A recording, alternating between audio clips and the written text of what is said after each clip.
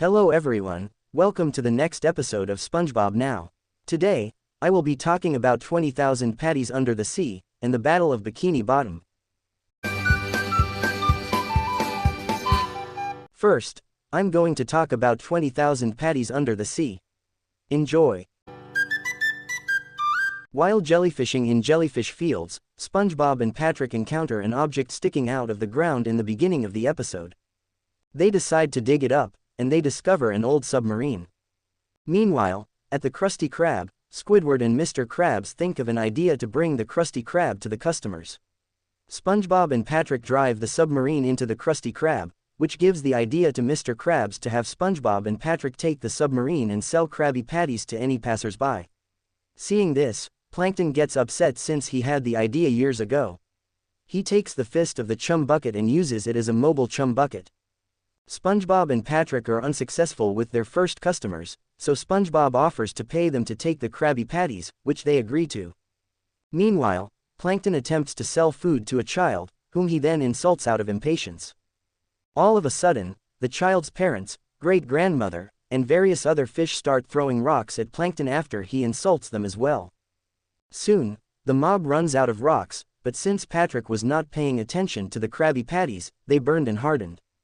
SpongeBob and Patrick are able to sell the burnt patties to the mob for them to throw, and the two friends head off. Later on, SpongeBob and Patrick fall into an abyss and wake up a ginormous sea monster who has been asleep for the past 79 years. Starved after his hibernation, the monster purchases 640 Krabby Patties. However, just as SpongeBob and Patrick are running out of patties, Plankton's chum bucket vehicle comes crashing into the submarine. Chum squeezes through the cracks of the submarine, so SpongeBob and Patrick decide to use the chum to make the burgers, which the monster ends up enjoying even more than the Krabby Patties. Plankton sees the sea monster hand SpongeBob and Patrick giant dollar bills in exchange for the chum burgers, and he attempts to get the monster to refuse the food. However, Plankton is mistaken for a chocolate eclair and the monster chases him away. Meanwhile, because they are down in the abyss, SpongeBob and Patrick have to let go of all the money they have earned to float back up to the surface. Instead of money, they bring back 37,000 pounds of decorative undersea rocks, much to Mr. Krabs' disappointment. Next, I'm going to talk about the Battle of Bikini Bottom. Enjoy! The episode starts off at the Bikini Bottom Mall. SpongeBob and Patrick try on shirts that read, "Best Friend," with arrows pointing to their sides. When they stand beside one another, their shirts point at each other.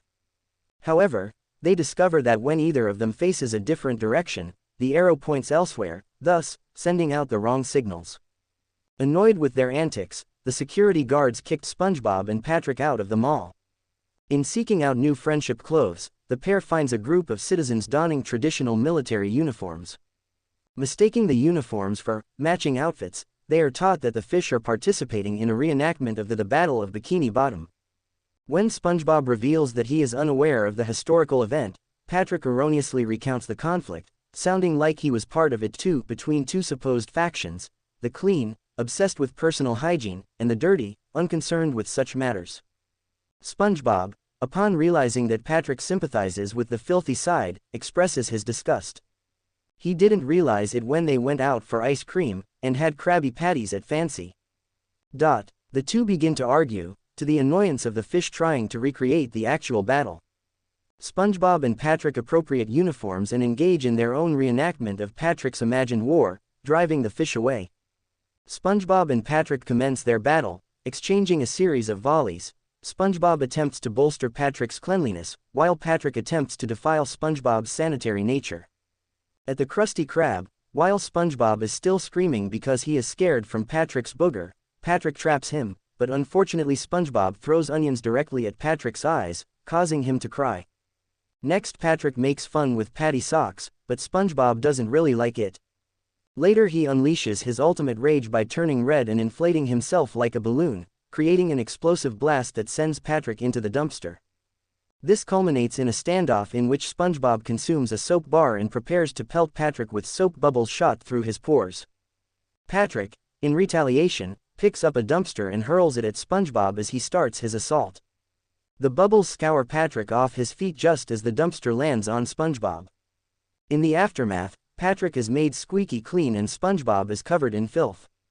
As they reflect upon the copious amounts of cleaning, soiling that it will take to return them to their respective states of tidiness mess, they realize that this only means that they are provided an opportunity to indulge in what they each love to do.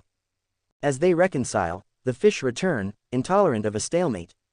SpongeBob gives a sermon on the duality of their conflict, and makes a case for neutrality on the basis that one side cannot exist without another to provide reference to each other. The fish dismiss SpongeBob's message, foregoing the frilliness of reconciliation for more manly pastimes.